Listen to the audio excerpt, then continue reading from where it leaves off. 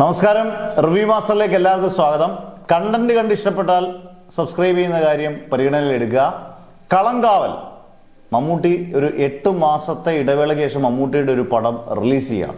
ഇത്രയൊന്നും ഒരു ഇടവേളയും മമ്മൂട്ടി എനിക്ക് തോന്നുന്നു ത്രൂ ഔട്ട് നിൽക്കുമ്പോൾ ഒരിക്കലും 1 മാസം 2 മാസം ഇരിക്കുമ്പോൾ സിനിമകൾ ഇറക്കുന്ന ഒരാളാണ് മമ്മൂട്ടി.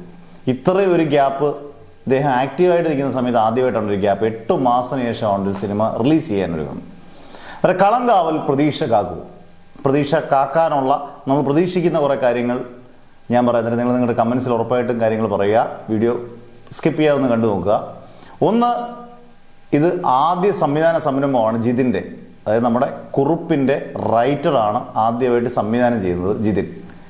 ഇദ്ദേഹത്തിൻ്റെ നമുക്കറിയാം സുകുമാരക്കുറുപ്പ് എന്ന് പറഞ്ഞാൽ നമ്മുടെ ഭയങ്കരമായ ഒരു മനുഷ്യനെ ഒരു കുറ്റവാളി, ഇവിടെ ഇതുവരെയും പിടിക്കപ്പെടാത്ത ഒരു കുറ്റവാളിയെ നല്ല ഗംഭീരമായിട്ട് റൈറ്റ് ചെയ്തു, അത് നല്ല ഗംഭീരമായിട്ട് ഡയറക്ഷൻ ചെയ്തു.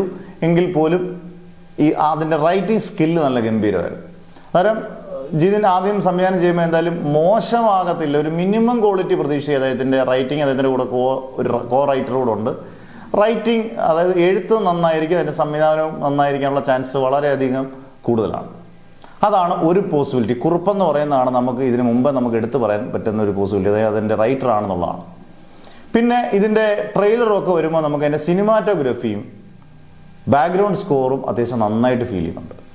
അതുപോലെ തന്നെ ഇതിൻ്റെ കഴിഞ്ഞ ദിവസം പറഞ്ഞൊരു പാട്ട്, അടിപൊളി പാട്ടാണ്, തമിഴ് പാട്ടാണ്, എല്ലാം തമിഴ് പാട്ടാണെന്നാണ് അതിൻ്റെ സംഗീത സമയം പറഞ്ഞിരിക്കുന്നത്. തമിഴ് പാട്ട് നല്ല രസമുണ്ട് കേട്ടോണ്ടിരിക്കാൻ. ഈ ഒരു പശ്ചാത്തലം, ഒരു മൂഡ് ക്രിയേറ്റ് ചെയ്യുന്ന പാട്ട്, ഇതൊക്കെ ഇതിൻ്റെ ഒരു വലിയ പോസിറ്റീവ് അല്ലെങ്കിൽ വൗ ഫാക്ടറായിട്ട് മാറട്ടെ എന്ന് നമുക്ക് പ്രതീക്ഷിക്കാം. പിന്നെ ഏറ്റവും വലിയ പ്രതീക്ഷ വേറെ ഒന്നുമല്ല, മമ്മൂട്ടിയും വിനായകനെ നമുക്കറിയാം. വിനായകൻ കൊടുത്തേക്കുന്ന കഥാപാത്രങ്ങളെല്ലാം അതിഗംഭീരമായ ആക്കുന്നൊരു നടനാണ്. അപ്പോൾ അദ്ദേഹത്തിൻ്റെ സോഷ്യലി, അദ്ദേഹം പേഴ്സണലി എന്തുകൊണ്ടെന്ന് നമുക്കറിയേണ്ട ആവശ്യമില്ല. ഇപ്പോൾ ജയിലറാണെങ്കിലും കമ്മട്ടിപ്പാടമാണെങ്കിലും ഏത് സിനിമ എടുത്താലും ആളെടുത്താലും ഏത് കഥാപാത്രം അദ്ദേഹത്തിന് കൊടുക്കുന്നോ ആ കഥാപാത്രം നല്ല വൃത്തിയായിട്ട് കൊടുക്കും, നല്ല ഗംഭീരമായിട്ട് ചെയ്യും. പ്രതീക്ഷിക്കുന്നതിനെക്കാട്ടി 100 ഇരട്ടി വൃത്തിയായിട്ട് ചെയ്യുന്നൊരു ഒരു നടൻ തന്നെയാണ് വിനായകൻ. നടൻ എന്നുള്ള രീതിയിൽ വിനായകനെ നമുക്കിപ്പോൾ തിലകനോ ജഗതിയോ പേഴ്സണൽ ലൈഫ് നമ്മൾ നോക്കേണ്ട ആവശ്യമില്ല, അവരുടെ അഭിനയമാണല്ലോ നമ്മൾ നോക്കുന്നത്. അങ്ങനെയാണല്ലോ എല്ലാവരും ചെയ്യേണ്ടത്. അങ്ങനെ ആ രീതി നോക്കിയാൽ വിനായകന് 100-ൽ 100 മാർക്കും നമുക്ക് കൊടുക്കാം. അന്നേരം വിനായകൻ ഇതിനകത്ത് നായകനാണെന്നുള്ളതാണ് ഏറ്റവും പ്രത്യേകത. അന്നേരം പ്രതിനായകൻ ആര്? അന്നേരം മമ്മൂട്ടി പ്രതിനായകനായിട്ട് വരുമ്പം പ്രതീക്ഷകൾ വാനോളമാണ്. ഇപ്പം നമ്മൾ വിധേയൻ എടുത്താലും പാലേരിമാണിക്യം എടുത്താലും പുഴു എടുത്താലും ഭ്രമയോഗം എടുത്താലും ഒക്കെ ഇങ്ങനെയുള്ളൊരു ക്യാരക്ടർ ചെയ്യുമ്പോൾ മമ്മൂട്ടിക്ക് ഒരു വല്ലാത്ത ഒരു എനർജി നമുക്ക് ഫീൽ ചെയ്യും. ഒരു രക്ഷയില്ലാത്ത സ്വാഗ് പ്രതീക്ഷിക്കാം. ഇതെല്ലാം അദ്ദേഹത്തിൻ്റെ ഇതിൽ കൊണ്ടുവരും, സ്വന്തമായ ഒരു ശൈലി കൊണ്ടുവരും. പിന്നെ സംഭാഷണത്തിലുള്ള വ്യത്യാസം, ഇങ്ങനെയൊക്കെയുള്ള എല്ലാം കൂടെ ചേരുമ്പം ഇദ്ദേഹത്തിൻ്റെ അഭിനയ ചാതുരിയോടെ ചേർന്ന് കഴിയുമ്പോൾ ആ കഥാപാത്രത്തിനെ അദ്ദേഹത്തിന് മാക്സിമം എത്തിക്കും. ആ സൈഡെല്ലാം സ്ട്രോങ് ആണ്.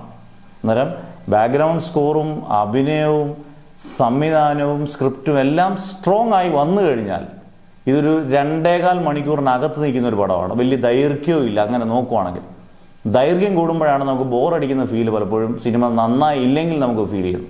ദൈർഘ്യം തീരെ അധികം ദൈർഘ്യമില്ല. 2.25 മണിക്കൂർ എന്നൊക്കെ പറഞ്ഞാൽ ഒരു വാച്ചബിൾ ദൈർഘ്യം മാത്രമേ ഉള്ളൂ, ഒരു വാച്ചബിൾ ഡ്യൂറേഷൻ മാത്രമേ ഉള്ളൂ. അപ്പോൾ ഇങ്ങനെയൊക്കെ നോക്കുമ്പോൾ കളങ്കാവൽ ഒരു വലിയ പ്രതീക്ഷ ഉണർത്തുന്ന ഒരു സിനിമ തന്നെയാണ്. ഒരു ഓഫ് ബീറ്റ് സിനിമയല്ല എന്ന് സംവിധാനം ഉൾപ്പെടെ പറയുന്നുണ്ട്. ഇതൊരു കൊമേഴ്ഷ്യൽ സിനിമ തന്നെയാണ്. ആ ഒരു ഫോർമുലയൊക്കെ തന്നെ അങ്ങ് രാജമാണിക്കോ നരസിംഹോ പോലെ എടുത്തിട്ടില്ലെങ്കിൽ പോലും ആ കഥയ്ക്കനുസൃതമായിട്ടൊരു സിനിമയാണ്. അന്നേരം ഈ പ്രതീക്ഷ കാക്കും എന്ന് തന്നെയാണ് നമുക്ക് ഈ ഫാക്ടേഴ്സ് എല്ലാം വെച്ച് നമുക്ക് തോന്നുന്നത്. ഉറപ്പായിട്ടും ഈ പ്രതീക്ഷകളെല്ലാം കാത്തൊരു ഗംഭീര ചിത്രമാകട്ടെ, മമ്മൂട്ടിയുടെ കരിയറിലെ ഒരു ബെസ്റ്റ് പെർഫോമൻസുകളിൽ ഒന്നാകട്ടെ. വിനായകൻ്റെയും ആദ്യമായിട്ട് സംവിധാനം ചെയ്ത ജിതിൻ, അദ്ദേഹത്തിൻ്റെ ആദ്യ കന്നി സംരംഭമാണ്, അത് ഗംഭീരമാകട്ടെ എന്നും ഇതിൻ്റെ ക്രൂ മെമ്പേഴ്സ് എല്ലാം അടിപൊളിയായിട്ട് വർക്ക് ചെയ്തിട്ടുണ്ടെന്നാണ് അറിയുന്നത്.